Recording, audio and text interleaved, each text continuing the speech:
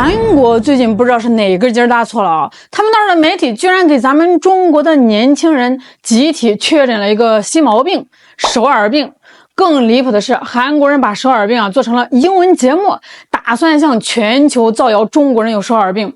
当初我一听这个名当时我就懵了，我说这是个啥病啊？新型流感啊？还是说去了这个首尔回来就得天天吃辣白菜，不然就浑身难受？结果人家韩国媒体是这么解释的，说这个首尔病了不得呀，说是咱们中国的俊男靓女们只要去了一趟韩国首尔，不管是旅游还是上学，回来之后那家伙就跟丢了魂似的呀。具体有啥症状呢？你听我给你学学人家的报道里写的那叫一个声泪俱下。说患者们天天茶不思饭不想，就抱着个手机干嘛呢？看照片，一看是首尔那灰蒙蒙的天，眼泪就吧嗒吧嗒的掉下来了。혹시 서울병이라는 말 들어보셨나요? 요즘 중국 젊은이들에게 퍼지고 있는 병입니다. 서울을 여행하고 돌아가서 그리워하는 병이라고 합니다. 환자들의 증상은 휴대폰에 저장해둔 서울 하늘과 노점 사진만 봐도 눈물이 난다는 건데요. 좀 과장 같긴 해도 진짜로 있는 현상이라고 합니다. 再一滑，看到一张路边摊炒年糕的照片，不行了呀，眼泪哗一下就跟开闸放水似的，止都止不住。这还只是初级症状重症患者更邪乎了。据说有人回想起当初在首尔黑漆漆的地铁站里，看到墙上贴着一首不知名的小诗，那一瞬间的感动现在想起来就跟犯了毒瘾似的，浑身抽搐，捶胸顿足，嘴里面喊着我的诗，我的远方，我的首尔地铁站。 서울 지하철역에서 본 한 편의 시 때문에 걸음을 멈췄던 순간이 떠오른다며 중국 귀국 후 금단 증상까지 느꼈다고 합니다. 最离谱的是什么？是病危患者。说这些年轻人从这个韩国仁川机场坐飞机回国，那飞机还没起飞呢，他们就已经在座位上哭成了傻子，一边哭一边捶打小桌板，对着窗外撕心裂肺的喊：我的首尔，我不能离开你，没有你的日子我可怎么活呀？怎么样，各位？听听这剧情是不是比顶楼还狗血？是不是比蓝色生死恋还催泪？我寻思着这得有多爱首尔才能爱到这个地步呀？这哪是去旅游这简直是去历劫了呀！为了证明他们说的都是真的不是瞎编乱造，人家韩国媒体还特地的派了个记者跑到咱们北京的街头搞了个田野调查。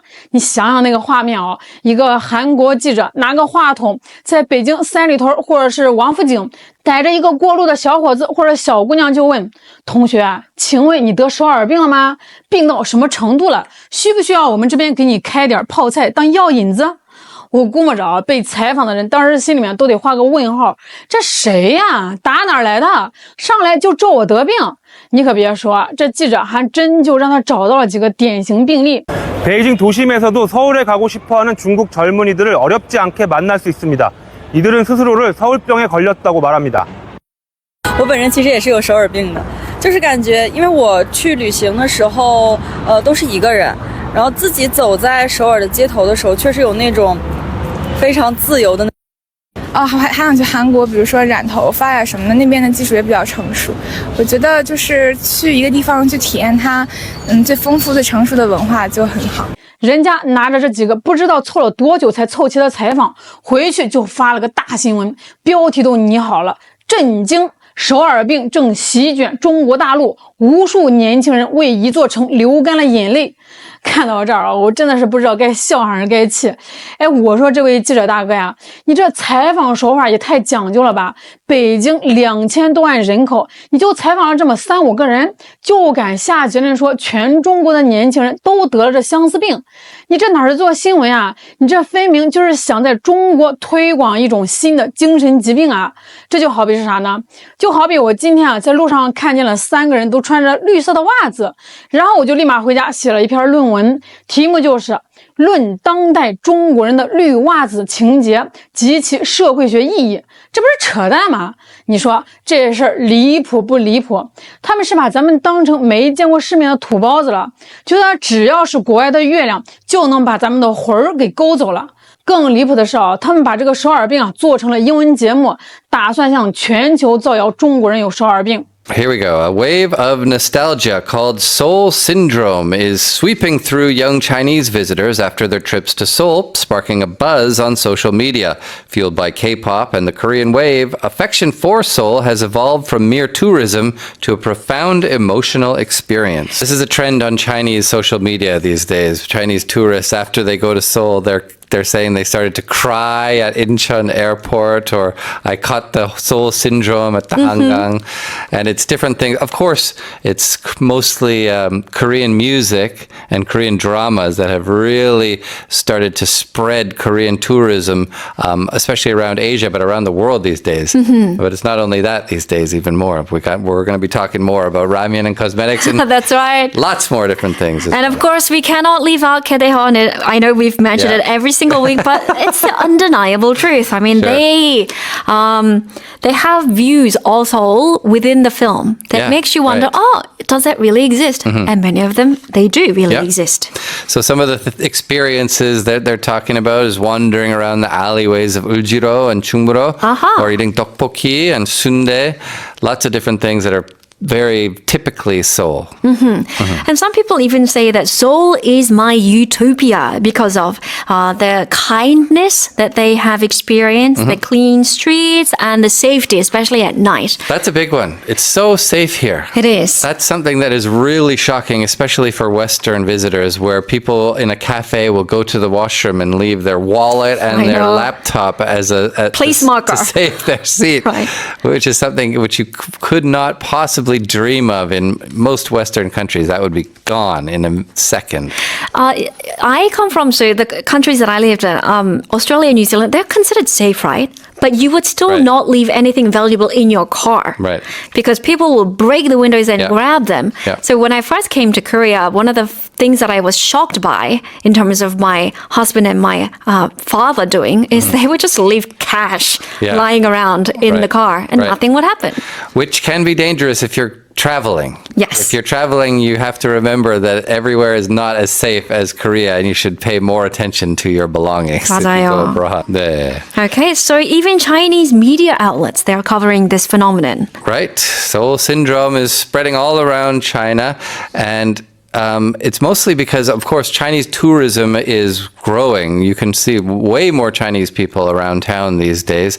Tourists surpassed 3.12 million from January to July this year, and that's a 16.8% increase. Oh. And it's probably going to go up even more because starting at the end of this month on the 29th, group tours will be allowed from China to Korea without a visa. So that will bring much more people as well. The huge jump. Right. Of course, the tourism industry is a huge fan of this, but not everybody's a fan of more people coming in. They're worried about some of the tourist behavior and things like that and what kind of effect they'll have on the locals as well. Right, because there are some differences in the cultural norms. Sure. Let's say. 那现实的情况是啥样呢？咱们扪心自问啊，去韩国旅游的朋友回来之后真就成这样啦？别逗了啊！谁跟那韩媒说的一样啊？哭天抢地的，真要是那样，咱们国家海关都得增设一个失恋安抚岗位，专门给这些手耳病患者做心理疏导了。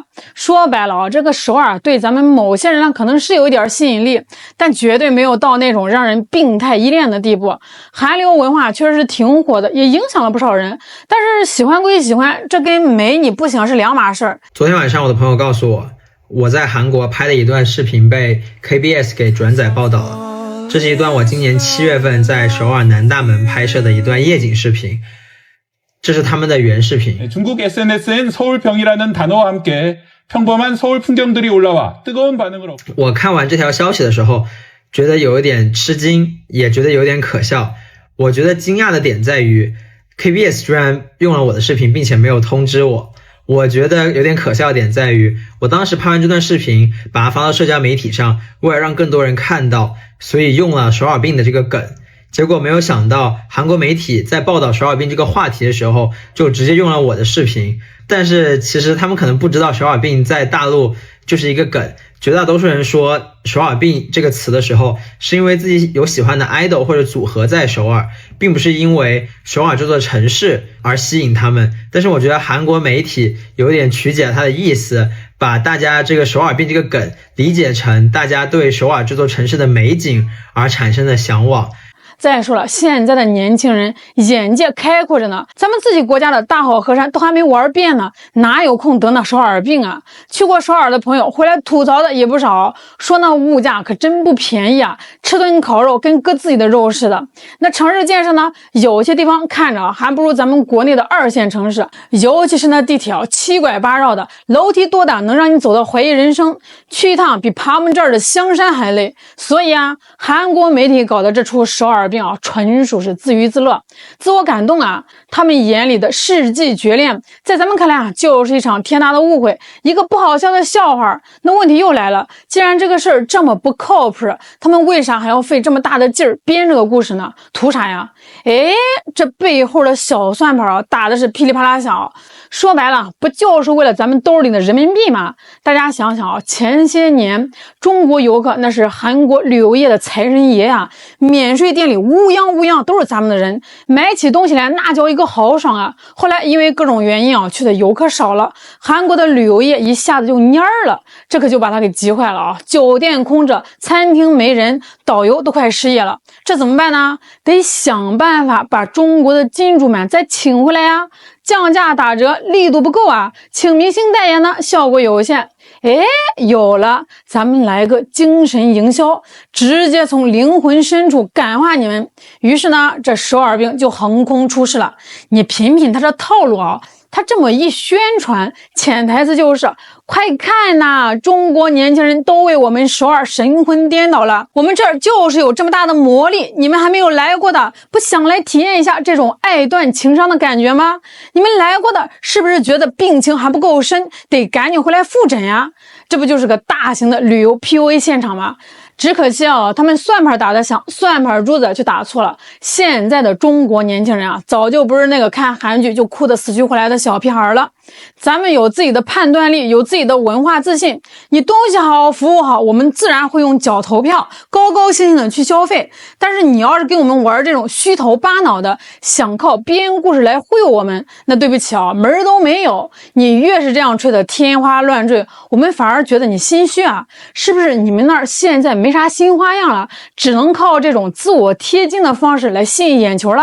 那这种做法啊，不但不会让我们心生向往，反而会让人觉得反感和可笑。所以说呀，国与国之间的交流，无论是文化还是旅游，最重要的2个字啊，真诚。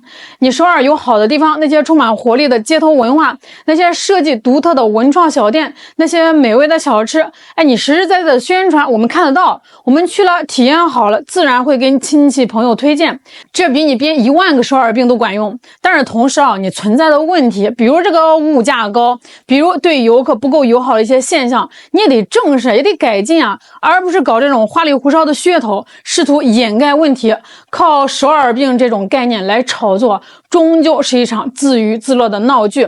咱们中国有句老话啊，叫酒香不怕巷子深，与其费尽心机的给我们看病，还不如踏踏实实的去酿好自己的酒。